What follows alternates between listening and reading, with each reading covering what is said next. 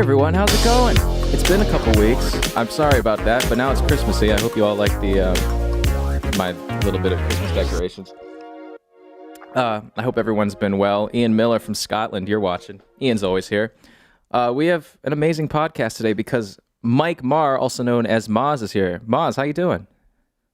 I'm good. How are you, Scotty? Thanks for having me. Thank you for joining me. I appreciate it. I'm still in college, so these last couple of weeks are, it's finals, and so I was just like looking forward to this so much because I finally get to, do something fun instead of just, racking my brain for school. So thank you for being the first guest back. Where are you coming to us from? Where are you coming to us from right now? I'm at my apartment. I'm in my home studio / bedroom. Are you in the city? I'm in Brooklyn. I'm in Flatbush, nice. Brooklyn. Okay, yeah, I'm in Bed-Stuy. Oh, cool. Well, what train do you take to get to Flatbush? The Q train to Church Avenue. Nice. I'm off the C on Fulton Ave. We've had a bunch of stuff like there was a fire. You know the Nostrand stop on the C train? Uh-huh. Yeah, we had a fire at the Nostrand stop, and then a day after, there was a fire at the Utica stop, and I'm off Kingston. Right. So it's like I'm just waiting for there to be a fire at the Kingston Avenue. The C train is like notorious for that kind of stuff. Yeah, the C train's kind of like the old train. It seems like it's going to be the last one to be updated to the new type of train. You know what I'm saying? Oh, absolutely. I know exactly what you're saying. Because a lot of the times I'll take like not now, but maybe like earlier this year. I've been here for about 2 years, and you take a train anything past 10 o'clock, and you're on the subway from like 1963. With the wood paneling and all that stuff. It looks like it hasn't been cleaned in a decade. Right. It's like screeching. I know those are the worst because I wouldn't say I'm neurotic about a lot of things, but my hearing is one of those things. Sure. That I just like I've so freaked out because my father has like really bad tinnitus. Okay. And so my whole childhood he couldn't hear like high frequencies because there'd just be this ringing over everything. Right. And so I'm just, I guess somewhat rationally, but to my extent irrationally scared of getting tinnitus. So sometimes you're on that train, and if I ever forget headphones or something, you're sitting there and you're just like in agony from the metal screech. Yeah, it's amazing how loud it is. But yeah, the I've had noise canceling headphones. The Sony like WM3000s or WXM3000s. Mm-hmm. They're fabulous. And I don't know why I didn't. Does it get rid of like all of the like all frequencies or just everything. The low end? Everything. Really? Like it's mostly low end, right? That's what you're mostly going to get. That's going to interfere with the sound in a headphone. Mm-hmm. But it's everything. I mean, I'll get on the train and I can't hear anything. It's fabulous. Really? I got to get those because honestly, I've been thinking about that because I had a friend. I was on the Long Island Railroad, and he was like, "Try these headphones," and I had never done noise canceling before. Right. And I was absolutely stunned. So I've been thinking about getting, I know Sony makes fabulous stuff. And then I think his were either Bose or like, can't think of the other brand, but Sennheisers. I think his were Sennheisers. Oh, sure. Yeah. Unbelievable. So I might pick up a pair of those. But the one thing is, did you hear about Apple just came out with a pair of noise canceling headphones? No. They came out with, the regular AirPods? Uh-huh. They came out with something called the AirPods Max, and they kind of look like computer lab headphones, and they're $549. Jeez. So, I mean, I'm sure I'm just hoping that doesn't mess up the market, and then the next time I go to try to buy like Sony or something, they're expensive because everyone just kind of expects that, which Apple kind of does on a regular basis. Yeah, that's true. Yeah, they do have the other thing about Apple is they're, and this is another example of this. They're always sort of treading in arenas that they don't belong in. You know what I mean? Headphones, music distribution, and they always they always kill the industry. Like they always somehow get to basically the top of the industry almost every time. Right. That's what makes it terrifying because it's like crap. There's no like there's very few companies it feels like could start something new, and then they are just the people who do it, because sooner or later someone like Apple or Amazon's going to come in and do something that like Right. is very expensive, but a lot of the times really good. Yeah, I don't have I have these ear pods, and I've never used the AirPods, but these are just terrible sounding for music. I mean, Hmm. I can't listen to music on these personally. So I don't know that they're really, and iTunes is a wreck. So I don't know that they're really knocking it out of the park. I think it's just the exposure that they have and the kind of control that they can exert over those markets. Are you an audiophile? Will you only listen to music if it's on a really good set of speakers or headphones? I'm not. I kind of am. Yeah. I mean, I I'm not. If I'm a snob about anything, it's with music. It's basically everything, but mostly, the quality of the music. Hmm. Um, I'm not like a super snob about the sound quality, but yeah, if I have to choose, I want to hear things the best that I possibly can. Obviously, that just heightens the experience. I'm the same way, but I gotta be honest, I get lazy when it comes to convenience sometimes.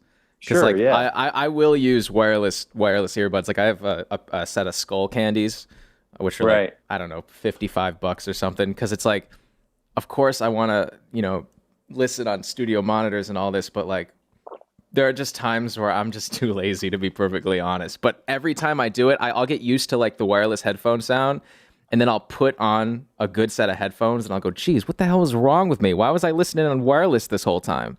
Right. Yeah. It's right. Exactly. You get used to it, but it's definitely you shouldn't get used to it. That's true, because then As, it becomes you spend all this money to make music, and then everyone listens to it on cheap drivers, and they don't actually get to hear the quality. that's a whole nother discussion. Well, Mike, real quick, I want to go back because you said you're in Brooklyn now, but I Hmm. want to go back and get your backstory a little bit. So, where are you from originally? I'm from Milwaukee, Wisconsin. Hmm. And when was it? How old were you when you started playing music? I started playing trumpet when I was 8.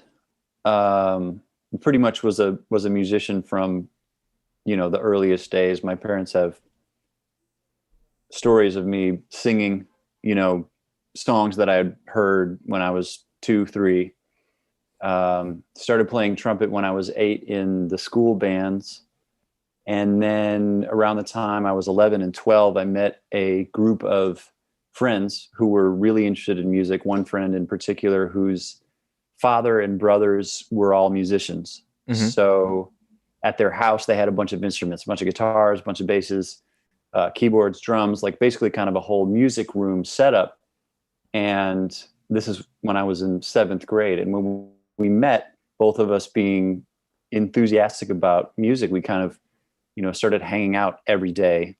And I started to play drums during that period. I started to play guitar. I started to sing. And then, of course, I was also playing trumpet.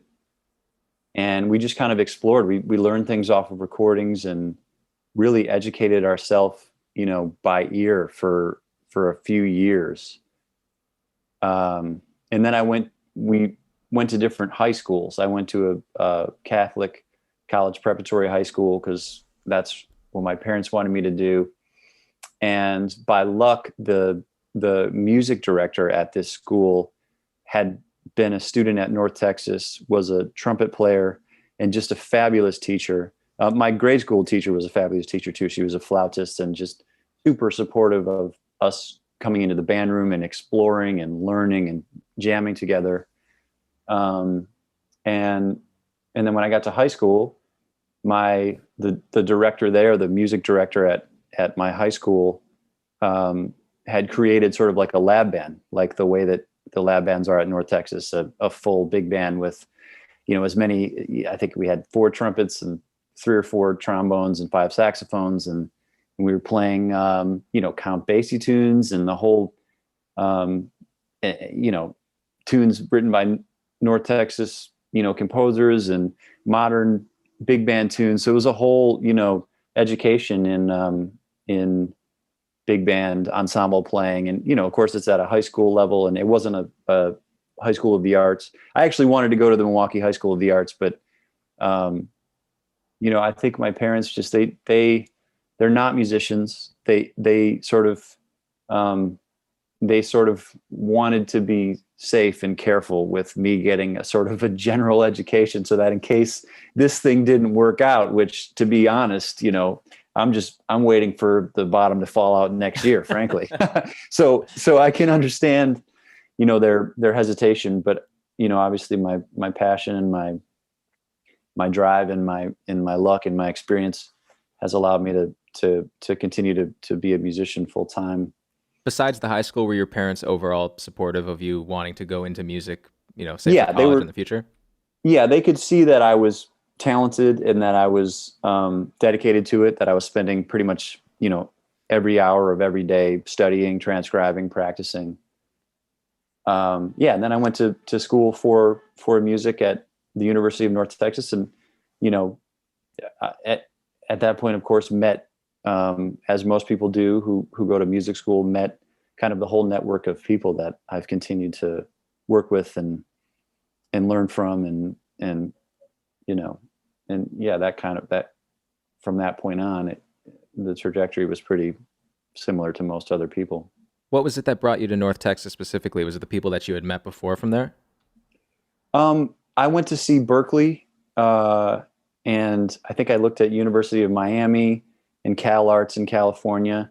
It was I got a scholarship at North Texas. Berkeley is, I think, incredibly expensive. And, just looking at the difference in cost for how much it cost me actually to get a 4-year degree at North Texas versus Berkeley, it's like a fraction of the cost. So again, I'm glad that I went that route. I'm sure that, again, that my folks had kind of a hand in, helping me think about, okay, well, if you go to this Berkeley school, it's going to be, there's going to be, you could buy several homes, you know what I mean? With Yeah. the amount of money that it costs you to go there. And then, for me as a 17-year-old person, it was just like, I want to be a musician. I love this thing. I want to be around other musicians. I want to learn. And I really believe that I can do this. For them, I think they were really thinking realistically, like, and something that I understand now, even as a successful musician, how much money are you making? You know what I mean? You're not making doctor money, so if you're going to school at a place where you're paying doctor fees, and you basically, there's a very, very slim chance that you're going to make it back in a reasonable amount of time. Yeah. And North Texas is an amazing program. There's a long list of great musicians that have come out, and successful musicians that have come out of that school. And I think particularly as a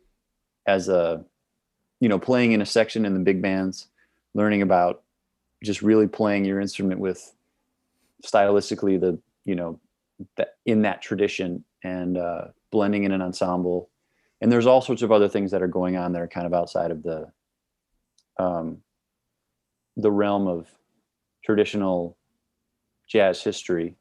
Mm-hmm. The scene in Dallas, is amazing.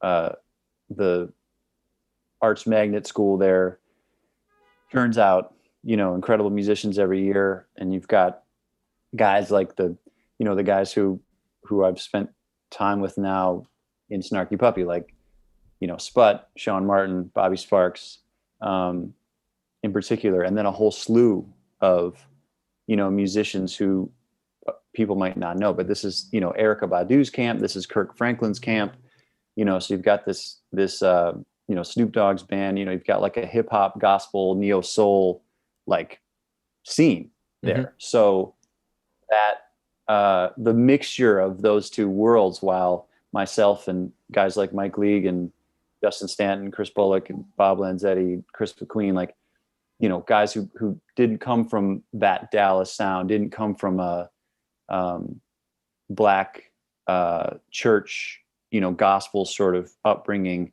and sort of family life, but came from a more, you know, white side of things, but have an interest, Yeah.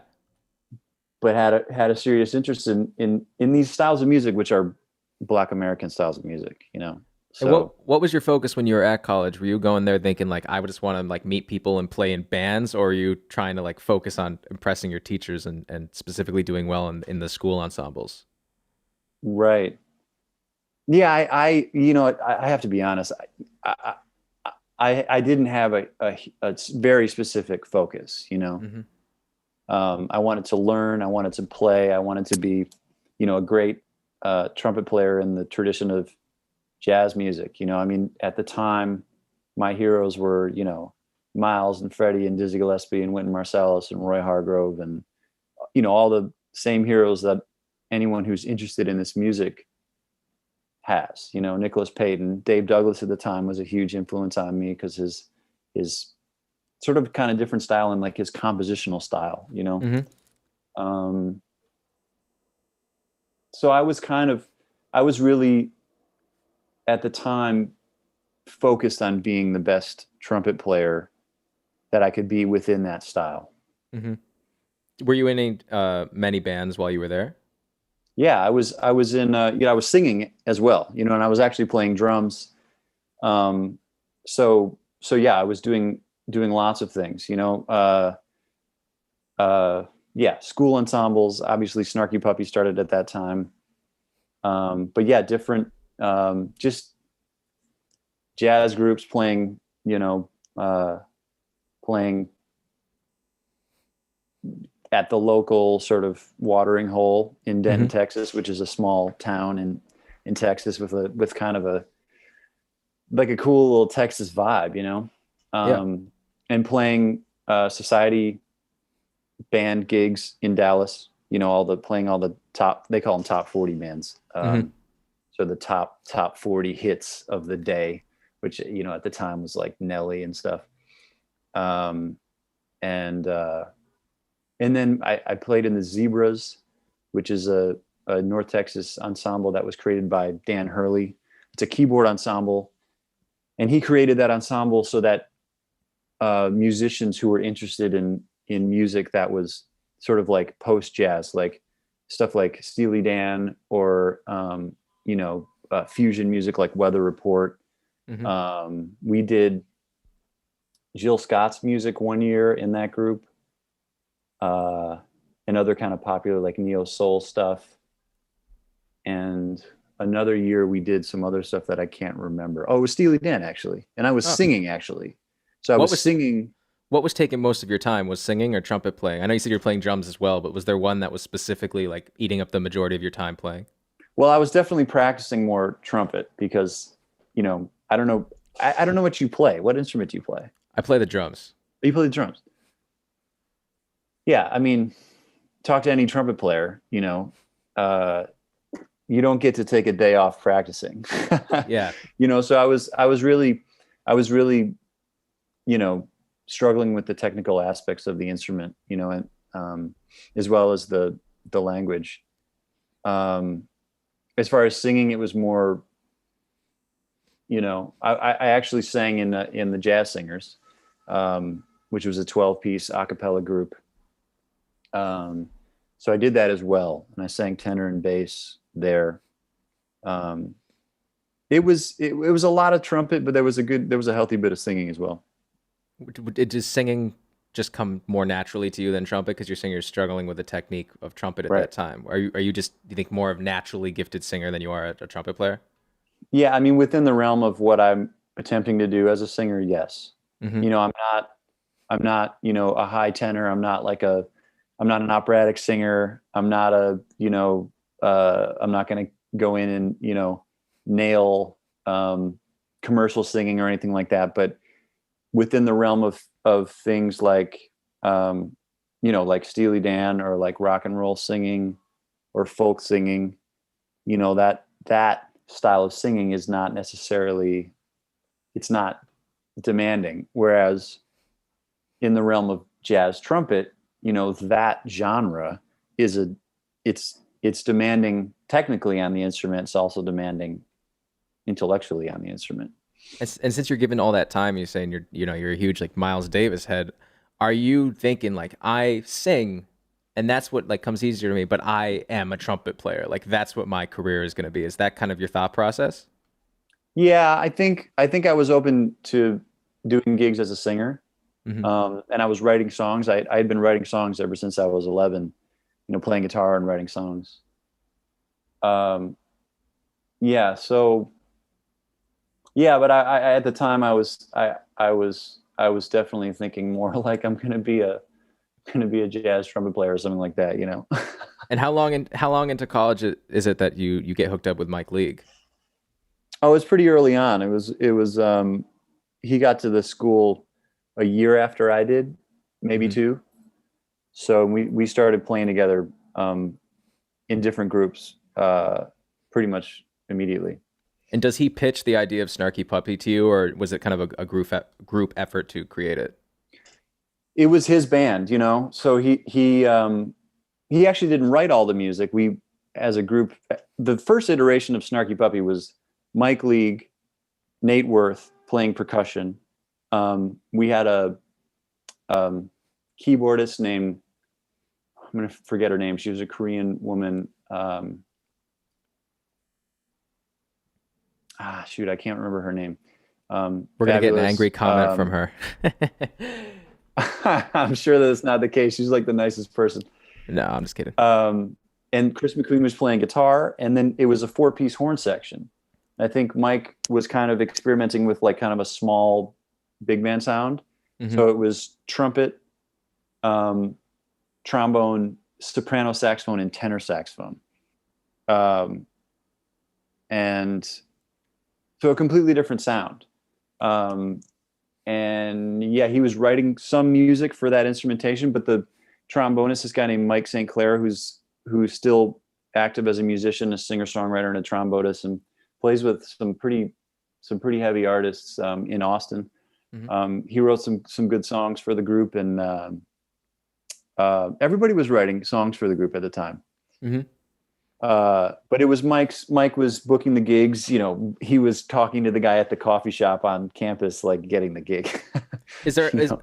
you're all writing the music, and he said Mike's kind of leading the thing. Is there any discussion of between you guys of saying like, what is the style we're going for? Were you thinking of you said it's a much different style of music back then. Were you kind of focused on reaching a certain point, or is it just kind of throwing the shit at the fan and seeing what sticks? Yeah, it's definitely throwing the shit at the fan. I think to varying degrees, different guys were studying arranging. You Hmm. know, I know Mike was. He was writing stuff for big band at the time, and um, yeah, was interested in kind of learning about that world. So we all were to a certain degree. That's a school where you study arranging as part of your. And when I say arranging, I mean like arranging for big bands, like horn ensembles with a lot of horns, and kind of learning where the Barry sax fits in a C7 sharp 9. You know what I mean? Yeah. That kind of thing. And when is it that like now things start taking off? When is it that you go like, oh, I think I'm gonna really focus the majority of my time to this group specifically? How long into college is that, or is it post college? It was definitely post college. I graduated at the end of 2004, and then I went on the road with a swing group, 5-piece swing group, for most of 2005. And I moved to New York at the end of 2005, and started just doing whatever I could to survive. I was working gigs up here, doing delivery service and stuff like that, and then just kind of meeting people, getting random gigs, playing, the $50 gig at Rockwood or whatever. You know what I mean? Um, and yeah, singing and playing trumpet still. And in 2007, the band had continued to go on. He had started touring the band. He had started, you know, doing little tours, like 4 or 5 gigs, going to Louisiana, playing in Texas, playing in Mississippi and all that. and Jay Jennings was playing trumpet at the time. And then Jay got a gig with, I think, the Polyphonic Spree. And Mike called me up when that happened, and he said, I know you're doing your thing in New York, but would you like to do the tours with us? And I was like, yeah, of course. I'll spend a portion of my year doing, doing like a few weeks here and there with you guys, And was it just touring the country at that point? Are you going overseas then? Yeah, it was the US until 2012. So it was about 5 years of kind of circling from Texas, like making our way, and driving ourselves, doing everything ourselves. Um, as a ragtag group of, 23-year-olds, just making a mess, but making a way up the East Coast and then into Canada and like kind of down through the Midwest and So doing like are these tours just basically like, except for the actual playing, are they basically just like unorganized shit shows in terms of getting from place to place, or do you have like was it a well organized thing at that time? it was, well, I mean, Mike League is an incredibly hardworking person. So, and has always had a sense of responsibility for the group. He always feels a sense of responsibility that, while he's, funding these tours and while this is kind of like his baby, that everyone else is, particularly at this time and for many years afterwards, not making anything like the kind of money that one should make when you go out on tour for 3 weeks or a month and a half. Yeah, for the amount of work that you guys are doing. Oh, absolutely. And everyone's driving and everyone. So yeah, so it was a collective thing. Mike was funding the operation. Mike was booking the tours, and he did a good job.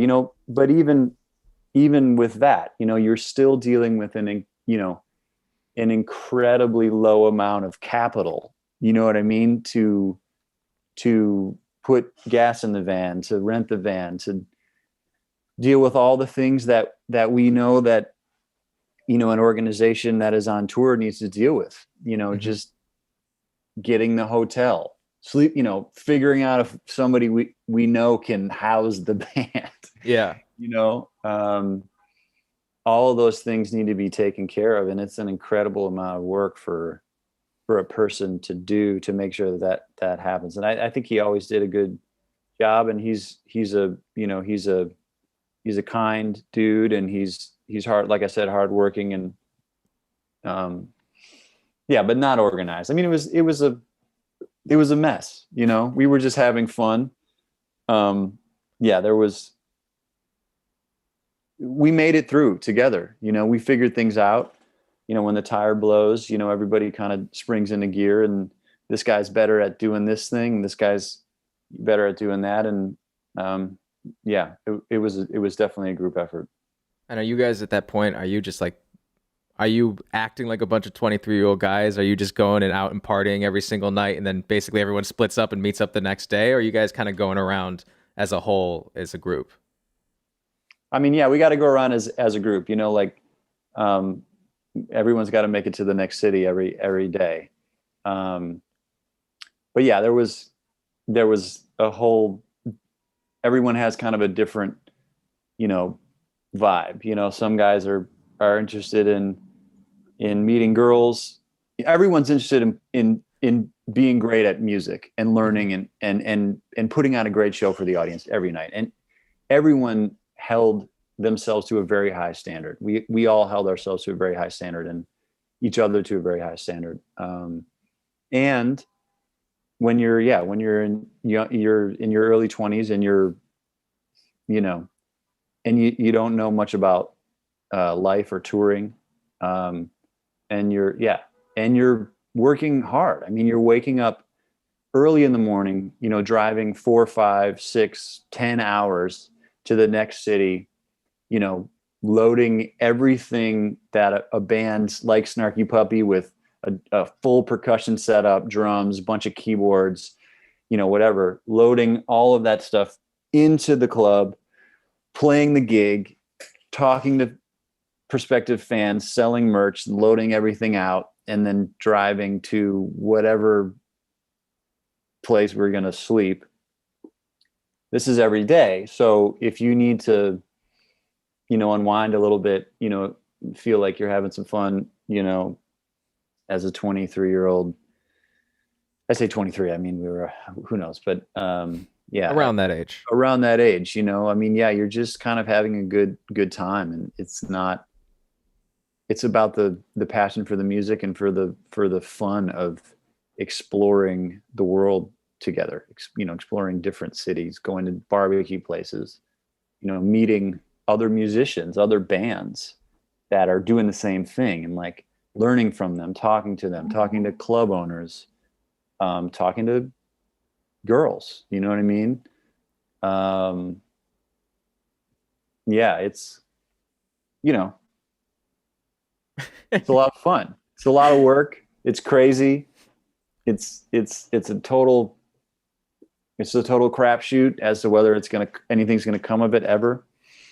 But it's if you have the right attitude about it, I mean, it's just a really exciting thing to do during that age. Are you thinking at this point, like, how the hell are we touring around, down this up or down the East Coast, playing instrumental fusion music? Has that ever come to play? Because now, because if I were in that time and I were the age I was now, and someone said, "Hey, there's this band, they're making instrumental, basically fusion music, and they're selling, they're touring," I would be like, there's no way. And until you guys came around, I don't know if there was a way, because I can't even imagine people doing that. Are you thinking this, or is that just not even on your mind at that time? Well, it's like I said before, like I'm not the type of person, I'm not the visionary of the group. The way that my mind works is really much more creative. That's what I know about myself at this point. League is definitely a visionary. I think he was thinking, if we can just get from city to city, 10 people are going to be here tonight. Maybe 10 of those people tell their friends. Maybe we put on a good show. We build this thing one night at a time. Mm-hmm. He understood that. I don't know that I was there to play. I wanted to play. I was getting a ton of experience playing, and cutting my teeth, and I was having fun. These guys are fun dudes. They're all serious as a heart attack about music. Good people. And, aside from the fact that none of us were making any money, everything about it was ideal. And the driving and the not sleeping and the loading everything in and out, for the time that you're on stage and for the time that you're meeting people, it's really a wonderful thing. And yeah, I didn't have a whole lot of, I just wanted to play. You know what I mean? Is that what kept you going that whole time? Not having any money coming in, really? Was it just the love of playing that was keeping you from, bailing out and saying, I gotta go get a job, guys, Well, I did have a job when I came back to the city. That's when I made money, working at a bookstore or whatever, So it was like a vacation almost to you. Yeah, totally. And so the band starts to gain some clout, and we get to about 2012, and your debut album Maher comes out. Mm-hmm. Right? Am I right about that timeline? Yeah, 2012 was the release of that. Yeah. So when it first comes out, you start opening up for Snarky Puppy on tour. Did you find that your music suited that type of audience well, or did you kind of have to warm them up to it? At the time, yes, definitely. I did just a few opening slots in front of Snarky Puppy, because I think at a certain point, myself and Mike started to feel like it became a little incestuous. Basically the members of Snarky Puppy, many of the members of Snarky Puppy were my band and still are in my band, right? So it kind of was a little weird, but people loved it. The band played my music wonderfully, and we were exploring in that way. And I don't have any trouble stepping into the role of singing and being a frontman in that way and expressing that part of my musical personality. And I think it was sort of a novel thing for people to see too, mm-hmm. who didn't know that was a part of what I do. So yeah, it was sort of short lived, but it was cool. Where'd you record that album? Various places. There's a studio in Dallas called January Sound. I think it's still there actually. JT posted something on Instagram of him recording there. So a good bit of it got recorded there, like kind of like what people would call the beds, drums, and all that kind of stuff. And then there was a studio in New York called The Bunker. A guy named Avi Gunther who went on tour with Snarky Puppy for a little while as our sound engineer, and also like our merch guy and like, tour manager. Like this sort of like that guy. What year is that he's on tour with you guys? It was Like probably rough like era. 2011 because like you said, my first EP came out in 2012, so I was recording that stuff. I think a lot of the beds got recorded in like 2009. Oh, so there was a basically a 2-year process till it actually got released, or 3 years. Right. Yeah. Right. So January Sound and this place called The Bunker, and then I think Atlantic Sound, which has moved around, but there's a guy named Diko Shuturma who has done some work for Snarky Puppy as well, who recorded the vocals, engineered and recorded the vocals for the record. So it was a process, of just getting some money together and being able to do these different sessions to kind of piece together the album. Yeah, how did you get the funding for the album together at that time? Well, some of it was just me just scratching it away. Mm-hmm. I actually did do a Kickstarter campaign for that one. So that must have been, actually, I don't know. I was gonna say it's the early days of Kickstarter, but honestly, Kickstarter might have been founded like 30 years ago. I have no clue. No, I think it was. So many people were doing that at the time. I mean, the thing about that time that was really interesting is a lot of these internet things that we take for granted right now were starting just then. Yeah, Instagram was 2011, I think, and now think about how a major part of society Instagram is now. It's only 9 years ago. Right. Totally. How much did you raise on that Kickstarter? It was just, I think, $5,000 or something like that, or maybe $6,000. And did that pay the majority of the recording costs? Yeah. And I was doing stuff cheap then, How'd you distribute it? Was there services back then? Because I know now you can, get DistroKid, CD Baby. Were there services back then for that? And were you doing it yourself? I was selling it at shows. It was also on the shoot. Yeah, that's interesting. I think it was on Bandcamp, and I'm not even sure if Spotify was a thing. Mm-hmm. If it was very new. So yeah, I think Spotify was around that. I think it was around like 2012. So you might have been right before it. I think, just the best of my knowledge off the top of my head, I think it was right about then. Right. Yeah, I mean. What were we gonna say? Sorry. I was basically just selling them at shows. You know what I mean? Again, I didn't have some sort of visionary like entrepreneurial plan for the whole thing. Yeah. So in that same year, Mike founds the Ground Up label. Right. And now you're signed.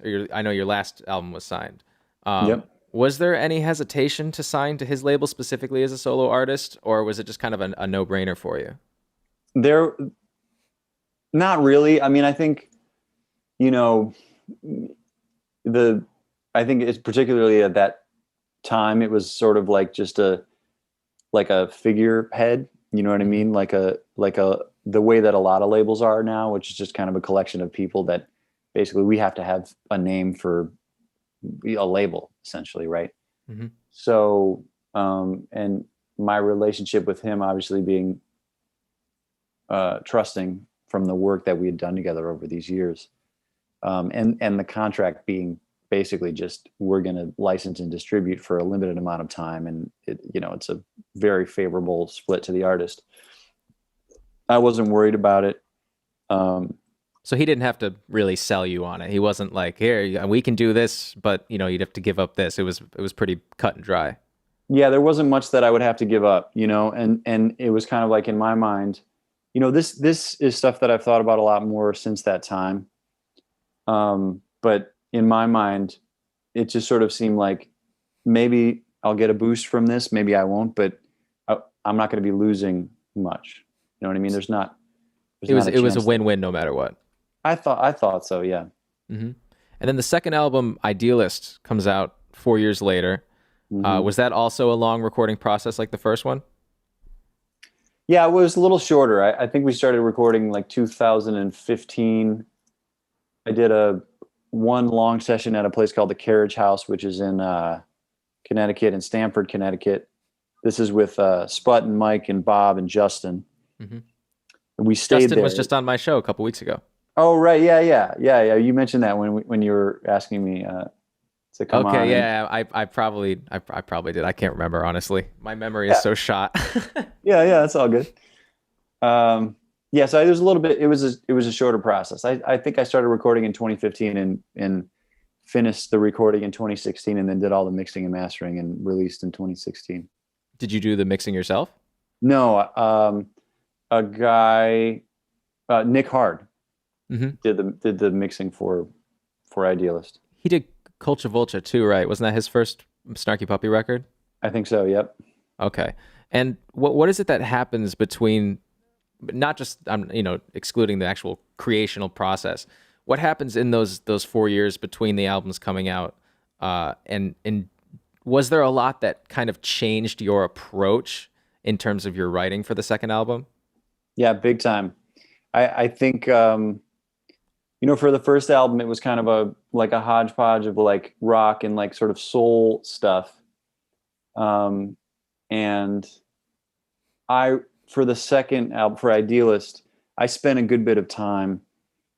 I think as is the case with probably every artist, every time you make an album, it's just this wonderful process of kind of putting your artistry and your relationship to your own musical identity through like a pressure cooker. You know Hmm. what I mean? So for the first album, it's just, okay, I got to write some songs. Okay, this is cool.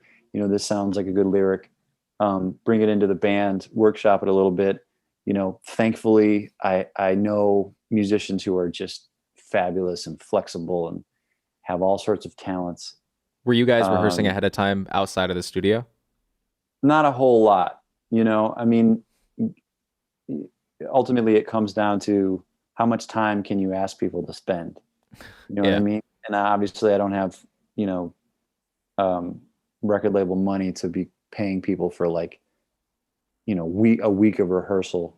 Hmm. So yeah, so it's more kind of like, all right, come to the studio, we'll learn this stuff, we'll workshop it. And these dudes, music, the kind of music that I write, which is kind of more, it's not heavy jazz fusion. It's in the realm of singer songwriter influenced by jazz and soul and rock and pop.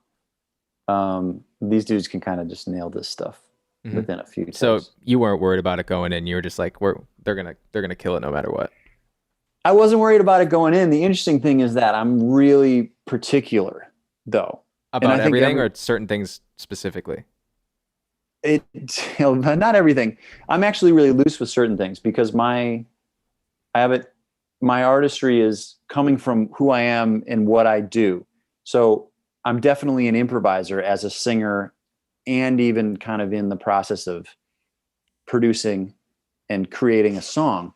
But there are certain things, certain voicings, for example. I often am very specific with Justin, who's played the majority of the keyboard role in my band.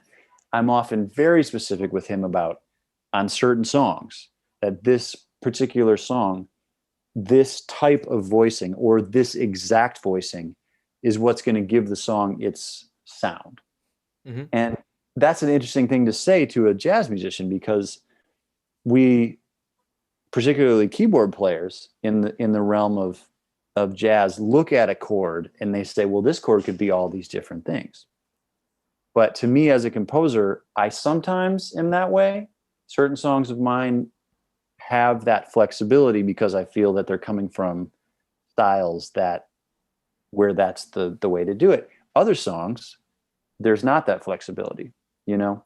So what I've learned over the course of these years is that I'm not worried about whether these guys can handle it or not. I'm worried about whether they will trust me and get on board with my vision.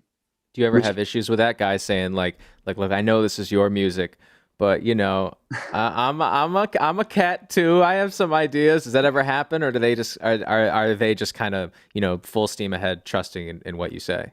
I mean, they're definitely not full steam ahead trusting in what I say. I mean, I've known these guys for too long, and we've spent too many years, exploring music together and exploring ideas and different ways to do things. And I think every leader who is has enough ability to really be able to hear things flexibly, and I think anyone who's studied improvised music, is going to have that kind of frame of mind, Hmm. and definitely me.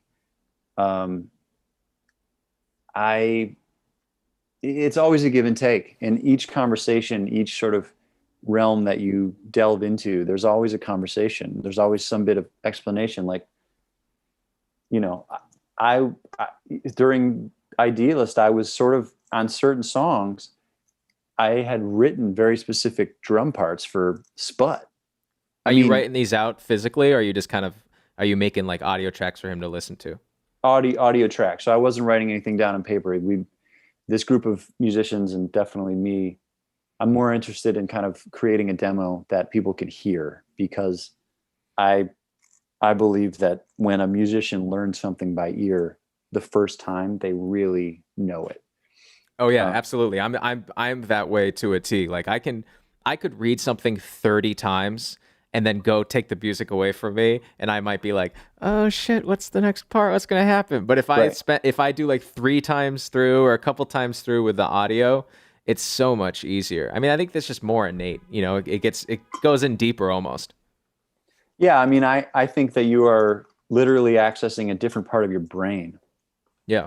You're accessing this musical oral part of your brain where there's all these connections being made, where everything is in relation to everything else in an oral way.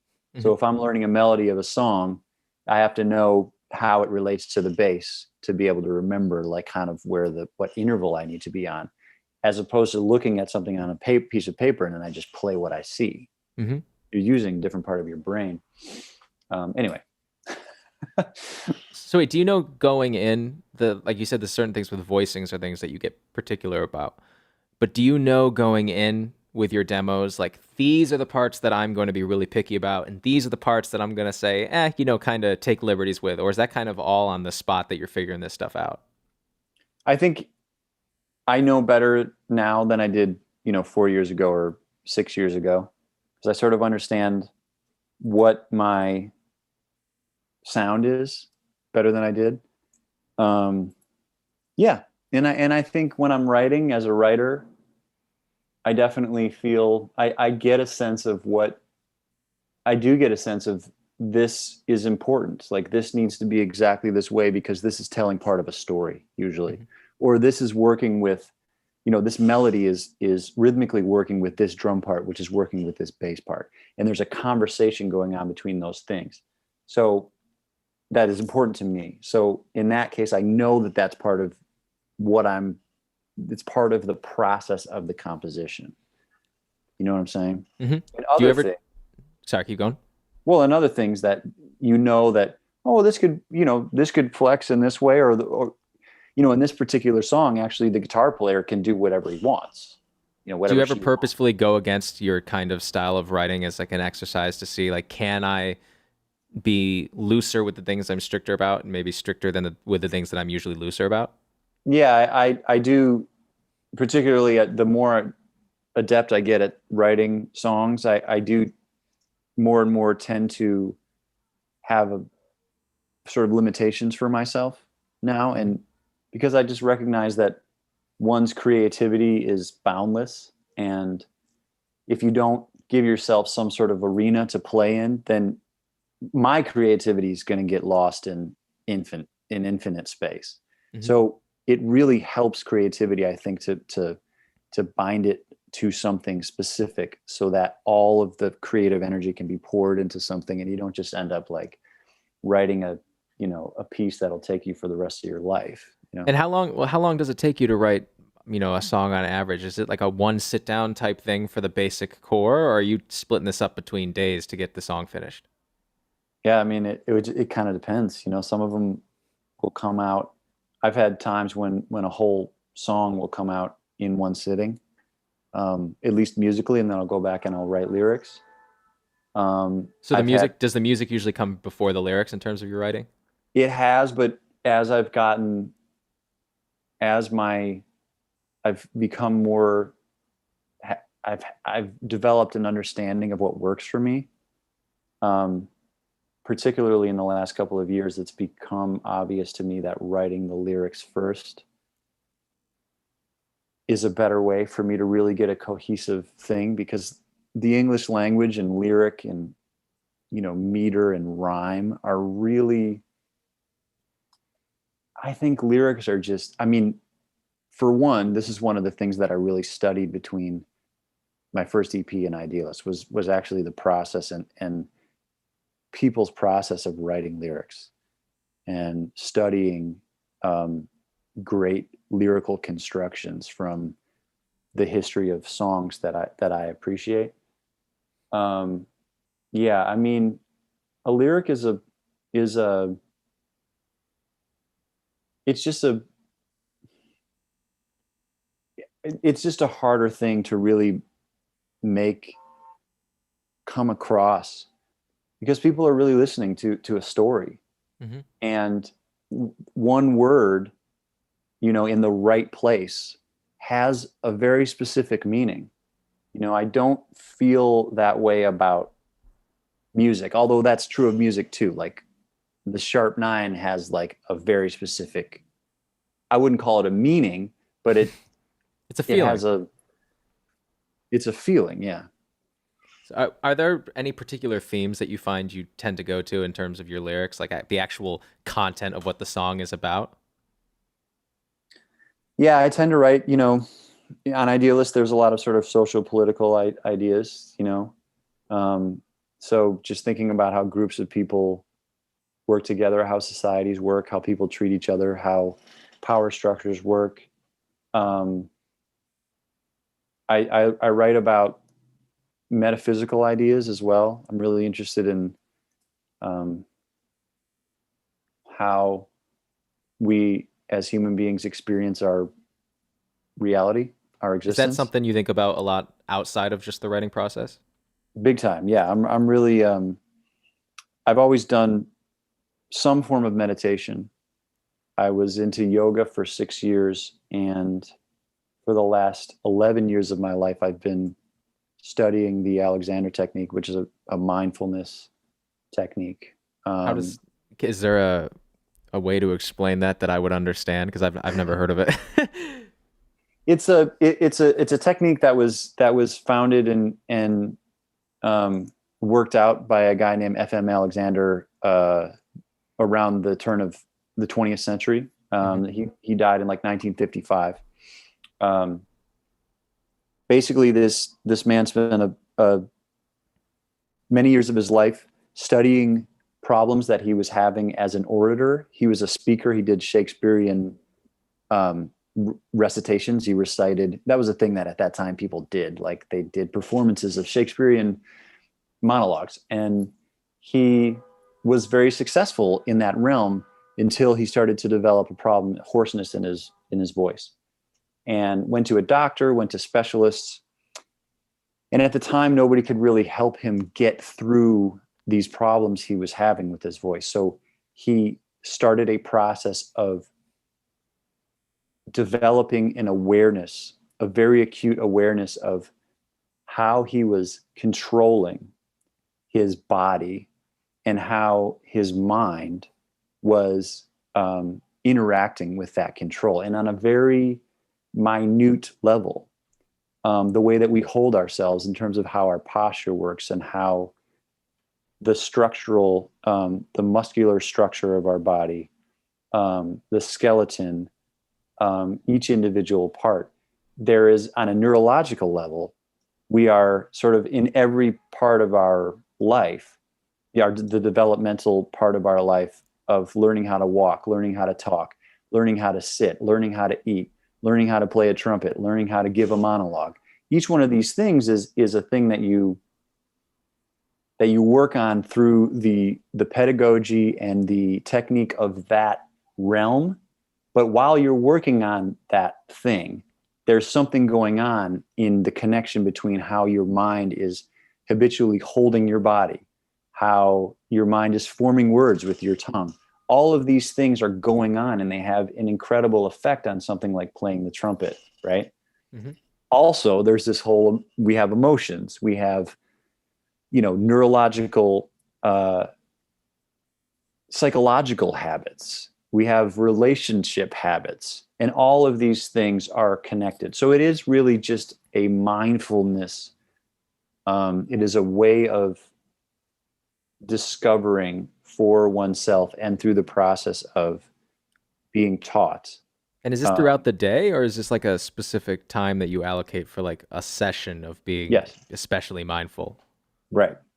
So it is throughout the day. So when you are a student of the Alexander technique, what you're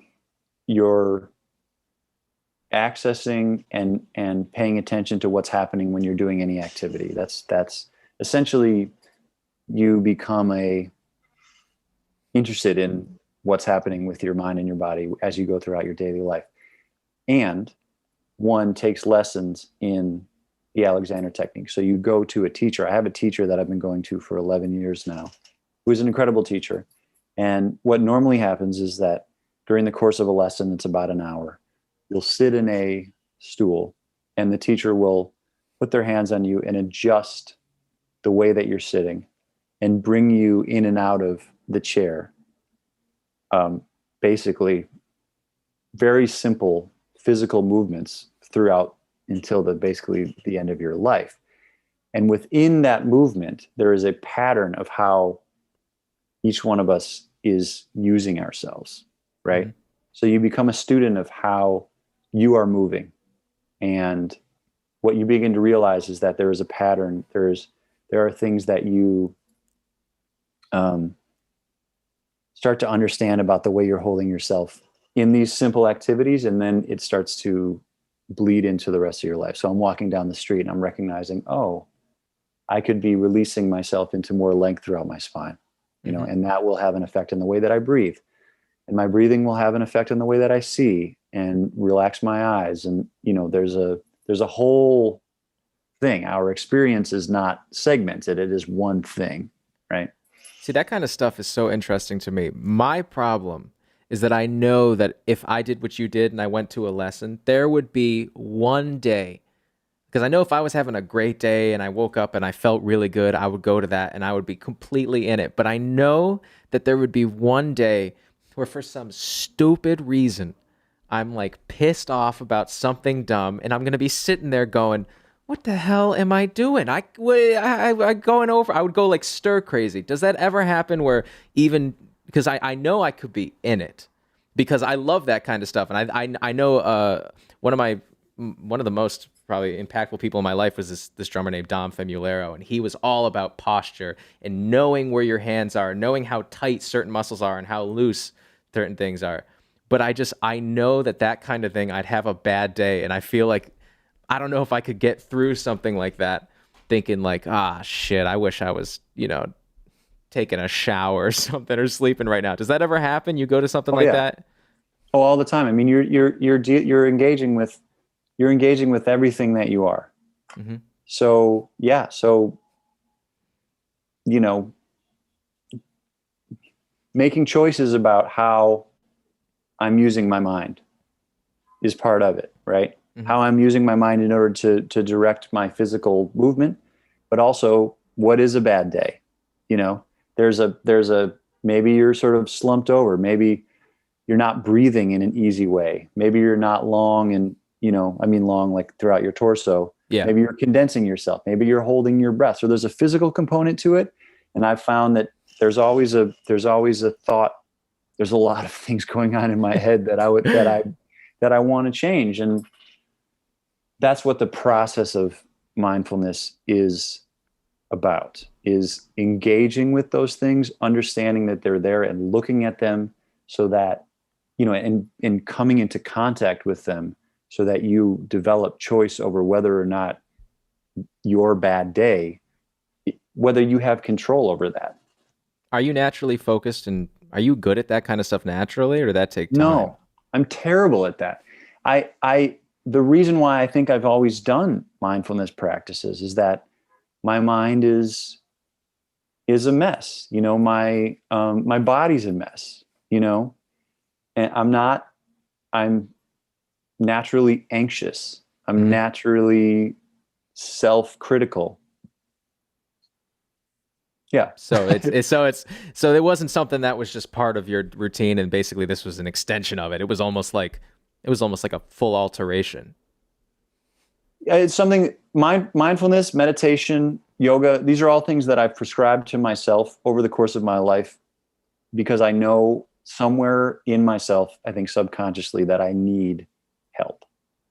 You know what? I've always thought I should do stuff like that because I am exactly like you. I'm naturally anxious, and I'm always like, I don't know about you. Do you have those? Are you able to focus on something, say like music or whatever productive thing you're doing? Are you able to focus if you're having like an awful day? Are you the kind of person? Because like I know my roommate, he can have the worst day of his life, and he can just shut it out and just go to work, which honestly I is literally, if I would kill someone to have that ability. Are you the kind of person who could do that?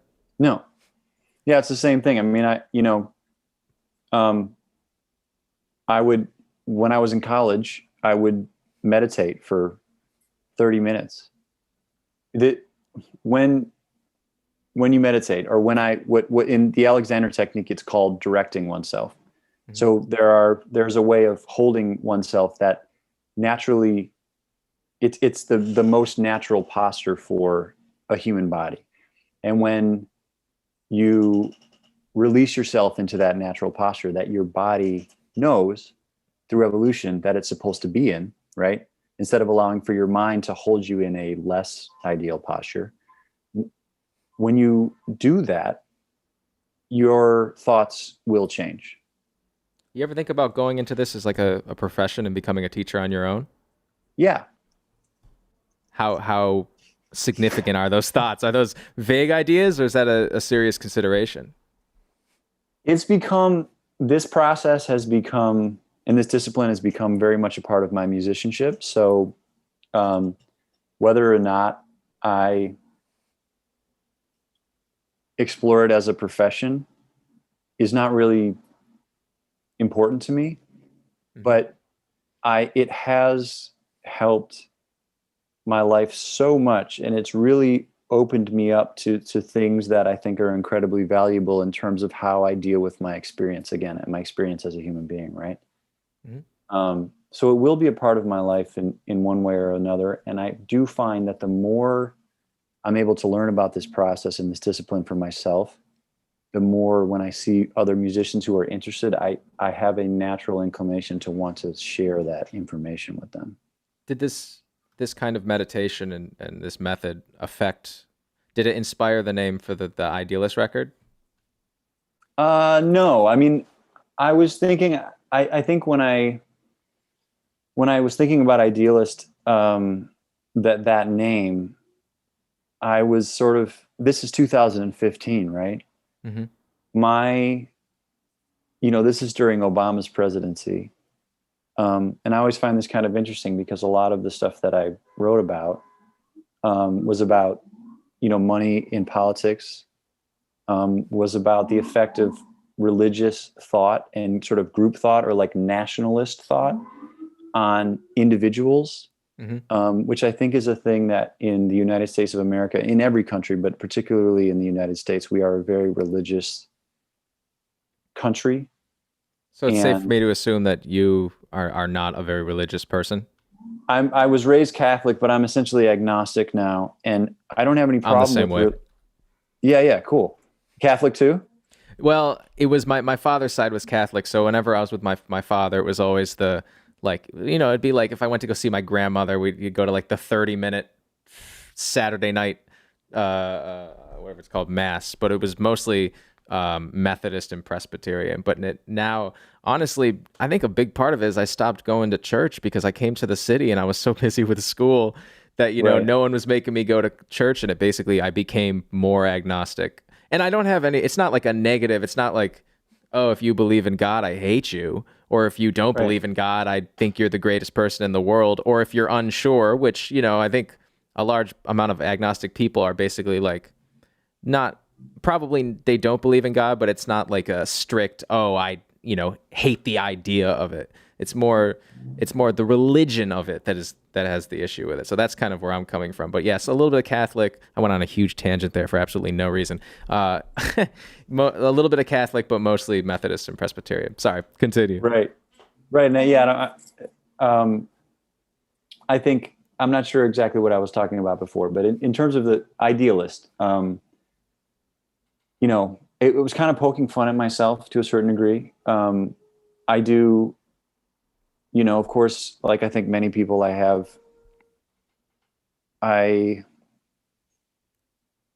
I would like for the world around me and for, countries, human beings to experience more um, of a sense of transcendence. You know what I mean? In their lives, and I believe that there's a lot of inequality. You know what I Hmm. mean, in Absolutely. the world, and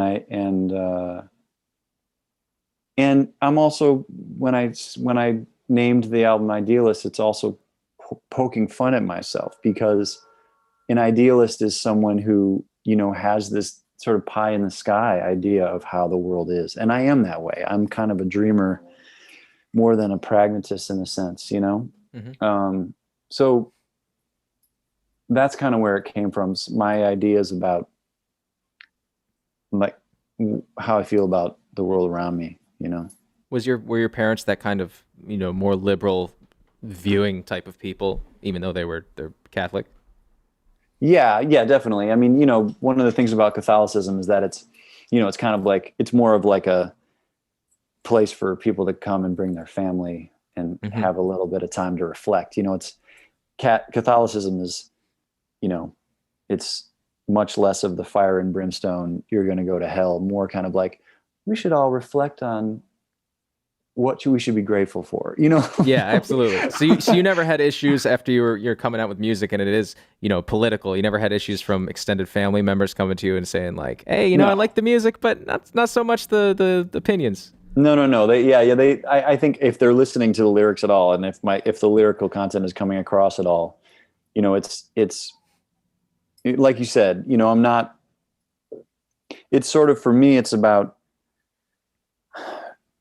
trying to question through a song the what happens when people become fundamentally um, religious, where the way that they organize the world around them is based on something that is ultimately in not in accordance with reality. Or their control, honestly. Yeah, or, well, I mean in the sense that, like, if you you know I feel like one of the things that I feel is true about being alive is that it's good to have faith. It's good to think about things that are larger than yourself. On the other hand, the world, the universe, the community of human beings on the planet, the all other living things are larger than yourself too. I don't think that there's any reason to go outside of experienced reality in order to have an experience of, like, spirituality. And So you're talking about like you hallucinogenic drugs, stuff like that. well, that's a whole nother thing. That's sort of like I was saying before, that's like a metaphysical experience of life, right? And there's value to I think there's a ton of value to exploring what it is to be metaphysically alive, right? To questioning. Now, what I take issue with is when people define what they believe that the metaphysical experience of a human being is, and then use that definition to say that your experience is wrong, your experience is right, and when really the way that you're coming about this definition has no basis in reality. So It's so how cultish. yeah, it's sort of, yeah, I mean, and again, people are all different. So there are people who are religious who would agree with me on this. You know what I mean? Hmm. But I do think that I, you know, I'm talking about the song Bombs in a Wine, what I was questioning in the lyric of that song is what type of effect does it have on the human mind to be thinking in that way? That can God basically just take all of this terrible stuff and make it, something beautiful, and basically you don't have to worry about it. He'll just fix it. That kind of idea. Yeah, well, and also sort of like we are, this is our tribe. We're the Christians. They're the Muslims. Hmm. You know what I mean? Like at the time, this is 2015. I was thinking about war. I was thinking about the Iraq War, which made a huge impact on my life, and thinking about terrorism and how we, as a culture and as a society, many people, um, for it's a political, um, it's a political tactic, I think to get people excited about there are these people who, and of course this is post 9/11, and that was a terrible event, and there is such a thing as terrorism. And the thing about terrorism is that that's just the other side of the same thing, that there are people who are Islamic extremists who, through whatever struggles they've had in life, have latched onto something that is extra real, that is outside of what we see in terms of you and I, for example, or me and any other person just being humans. Then there's all these beliefs that say that you that essentially can justify violence. Hmm. Do you ever get like, self-conscious isn't the right word, but are you ever nervous to put these, your political opinions in your music, in terms of like, I'm afraid that if I say I want to say what I want to say, but if I say the wrong thing, like, damn, it seems like you can't do anything. Somebody might come after you. Is that a concern for you, or is that just you're just like, I'm saying what I'm going to say and that's how it is? It's definitely a concern. It definitely was when I was putting out those songs, and because I feel like on the one hand, like my ideas about the world are not final. They're not. I'm in a process of learning and understanding more myself. So if I write a song about something that I feel passionate about and it has political or social or religious overtones, um, it's what I feel in that moment. And also, one of the things you start to realize when you start to write lyrics is that people actually interpret them in all sorts of different ways, Hmm. Absolutely. regardless of how you intended them. So that's always going to be an issue. And when you start to tread in anything outside of, baby, I love you, I want to spend every day with you. Like when you I start want to to tread hold in your those, hand. yeah, I want to hold your hand. I Still a mean, great song. oh, an Fantastic song. amazing song. Amazing. I mean, I wish if I'd throw away all my songs if that was one of mine, and I'd trade them for any Beatles song. But yeah, so it get, and particularly now we're in a time where most of us know, and I think realize that the way that people talk to each other on social media and have conversations on social media is not the way that they talk to each other in real life. It's the absolute worst. I It's hate it. yeah.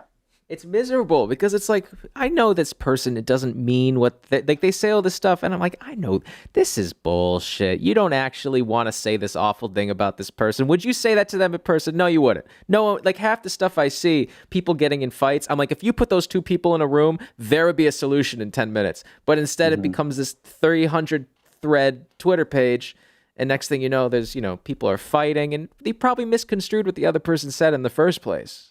It's interesting. You know what I often think about that I find even a part of this conversation that I find very interesting is that what is what is ultimately kind of at stake, or what is ultimately driving a lot of this confusion and discord, is people's inability to write, Yeah. to access the English language in a way that is clear and that has that so we have essentially a society of people who are varying abilities in terms of their ability to convey an idea through language.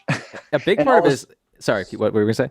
well, and then all of a sudden you have things like Facebook and Facebook being kind of like the beginning of this, where these people's inability, myself included, everyone included, your ability to convey an idea through language is all of a sudden incredibly important, and nobody's any better at it than they were just before Facebook comes out.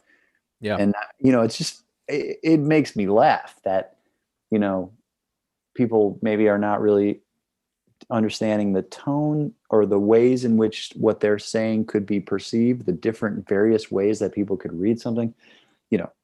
I mean, inflection is a huge part of language. And, Right. like when you could say something totally awful. I mean, this is not a groundbreaking statement. Everyone has said this, but you could say something awful and put it in a way, and then people think it's okay, and vice versa. You could say something really nice and you mean wholeheartedly, but if people don't get to see how you say it, see your body and hear the inflections, it can ruin the whole thing. I mean, I think I would say almost every single argument I've ever gotten with my girlfriend was something that was like literally like you text something and then one of us misconstrues it and we have to be like, oh no, that's not what I meant. And you Right. think about that, that's like the majority of how people communicate. And then sometimes it's with someone that you know personally in a text, you can sometimes say like, oh, I bet you they meant this. But when you don't know something at all, next thing you know, you're like fighting online with a celebrity because you didn't like something they said on Twitter or something like Right. that. It just becomes a big mess. And a lot of times it's just a miscommunication. Yeah, and it's like the medium is really funny. And I'll say one more thing about it that I think is interesting is that the fact that there's no italics Mm-hmm.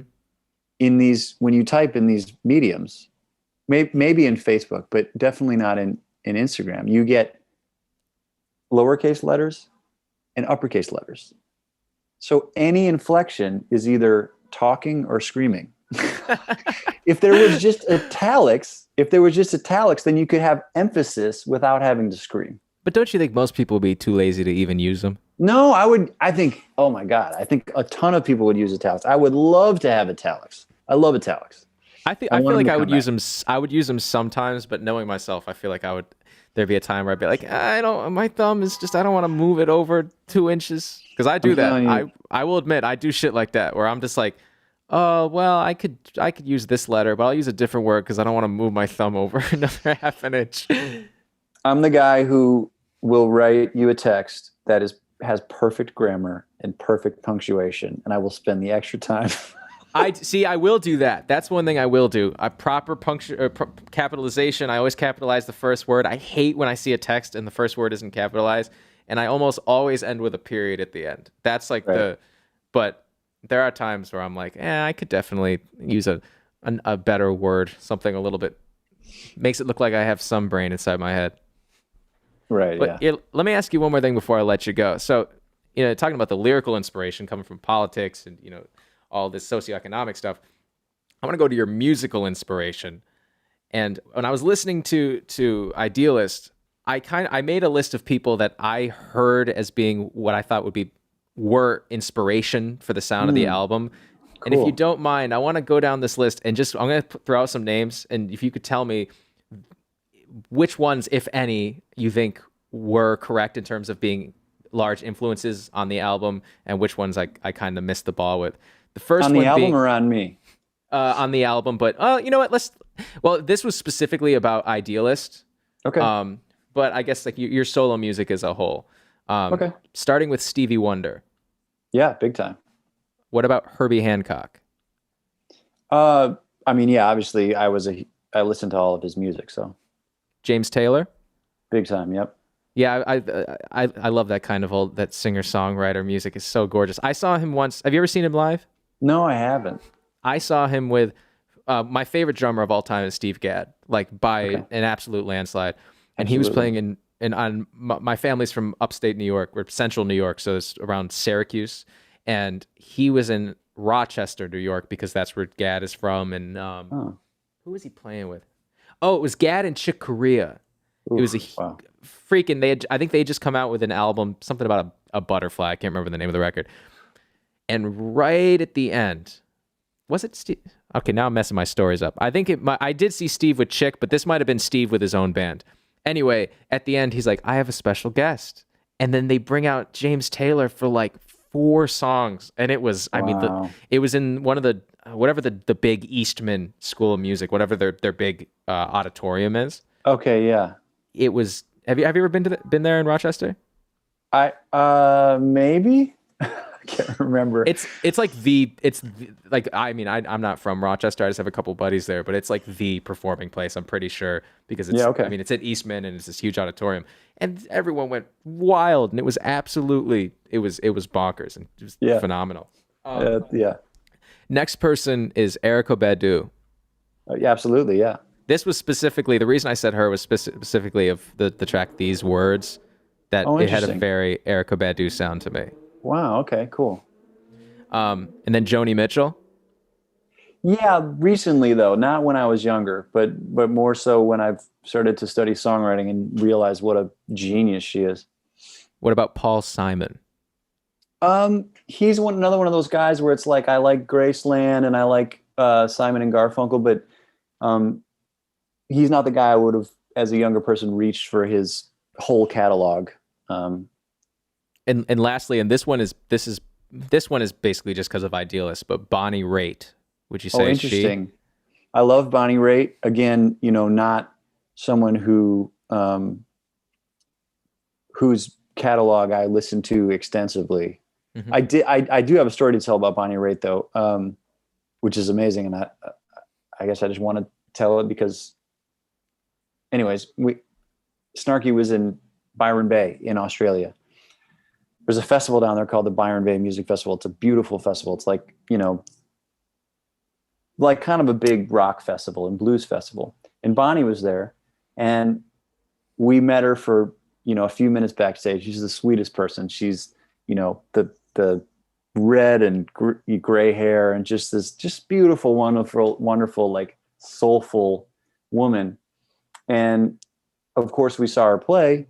And she sang, I Can't Make You Love Me. You know what I mean? Oh my God, that is first of all, that song's heart wrenching, Right. but freaking phenomenal. That is one of the best songs I think that has ever been written. Genuinely, Such a you're right. Exactly. Like it puts you in a place. It's also a really interesting perspective on a love song that I think I haven't heard in a lot of other songs. But this woman took this song and Sarah Vaughan'd the hell out of it. She took the melody and did crazy things with it. She rhythmically put words in completely different places. It was like, it blew my mind. It was like some Sarah Vaughan shit, where she's like, just like, how did you put that there? Sarah Vaughan I think Sarah Vaughan has the best rhythm of any singer I've ever heard. Genuinely. Yeah, she's definitely, exactly. She's definitely one of the in that realm of kind of like playing with the melody and stretching it in that way. Mm-hmm. The only sort of, I think the contender where Sarah would go toe to toe with is Joao Gilberto. The way that he places the melody is insane. Oh, Joao Gilberto, the Brazilian bossa nova, like. By the name, I honestly, going to be honest, I don't know, but I'm sure I would, because you say he's Brazilian? Yeah, I mean, he's one of the creators of, bossa nova. Okay, you caught me laughing. But one of my teachers, like his whole life is basically dedicated to Brazilian music. So if he heard me say that, he lives in Queens. He'd get on a train right now and he'd come beat the shit out of me. Yeah, you're in trouble right now. I'm going to tell you. This is a huge figure. I've had a poppy last couple of years, so I'm a little bit out of touch. Oh, you're fine, man. I'm just excited for you. Let me give you one album to go away with that you'll love. It's Joao Gilberto. So it's the Brazilian name, kind of like, I think it's like John or something in Portuguese. Joao, and there's like a tilde over one of those words, and Gilberto is Gilberto, and like you might know a record Stan gets, like Gets Gilberto. Okay, Like there's yeah. right. That's Joao Gilberto, right? Okay, now that So connects the dots. right. So there's a record called Amoroso, I believe, which I think is like lover or something like that in Portuguese. And all of the arrangements, it's orchestrally arranged. I mean, this guy wrote Besame Mucho, like he wrote, I think he wrote, maybe I'm making this, maybe that was Jobim. Now we're getting into my ignorance. But It's okay. this is a I guy embarrassed myself enough a minute ago, so say whatever you want. we'll just be embarrassed together. Let's do it. This all you need to know is this album's amazing. Joao Gilberto Amoroso. The string arrangements are by a guy named Klaus Obermann, who is huge as an arranger in the world of arranging. And yeah, check it out. Put on some noise canceling headphones or a nice pair of speakers. I got to go get my Apple AirPods Max now so I can go listen to him. But Mike, thank you so much for joining me today. I really appreciate it. Absolutely, Scotty. It was my pleasure, man. It was a good conversation. Thank you. Well, stay safe. I hope that you get back into the city and start gigging again. I mean, I hope that for everybody, especially for all now. of us, man. Do Any you hear musicians jazz out standards there, closing? I heard about it. It was really sad, man. Honestly, that was my favorite room sonically. I love the fact that the room was so open, but sonically it was, honestly, I'm not making this up. It's my favorite room to hear music in for jazz clubs. It's an absolute loss. There have been a couple places that like, if like they went out, like I talked about this with Justin actually, like 55 bar, which I freaking love because it's so small and it's such a dump, but it has such a New York vibe to it. If that place went out, it didn't seem like any of them were actually going to go out. You're like, yeah, they're in trouble, but they'll be fine. Now Jazz Standard, and let's just hope that's not contagious to the other venues. Man, hope to God. I was going to say a second ago, if there's any musicians out there, listening, just stay strong. All of y'all, and we'll get through it together, Absolutely. Thank you for the positive last words, Mike. Thank you so much. Everyone who listened, I appreciate you all being here. Thank you for your comments, everybody. We'll be live next week with Richard Bukas. Yeah, next week. I got to keep my schedule straight before I start talking. Thanks, Mike, and I'll see you all later. Thanks a lot, dude. All right. Wow.